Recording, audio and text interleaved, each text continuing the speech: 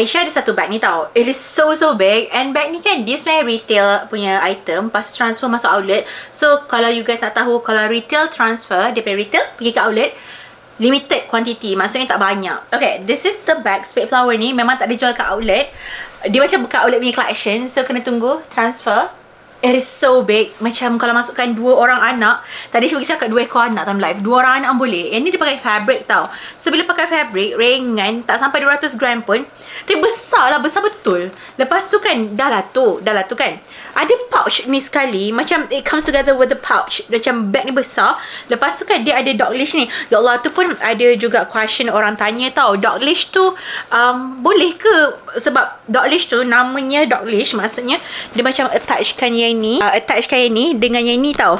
Bukan maksudnya ada anjing, bukan, namanya dog leash. So macam boleh jadi kecil macam ni lah tut dia. Lepas tu sebenarnya yang ni attach yang kat belah dalam, macam saja letak belah luar. Ni laptop 15 inci boleh. Oh my god, cantik gila kan. Bila Aisyah pakai lagi lah cantik kan. Bag ni Aisyah jual RM1,090 tau. Tapi pagi tadi masa Aisyah buat live, pagi waktu Malaysia, orang cakap dapat harga lebih kurang RM800. So kena pandai cari voucher. Yang ini ada ready stock Malaysia. So hopefully by the time Aisyah post ni still ada lagi ready stock. Kalau tak, saya tak tahu nak buat apa. Harga again RM1,090. Untuk cara pembelian boleh tekan dekat shopping bag di bawah. Kalau ada question boleh comment down below. Happy shopping.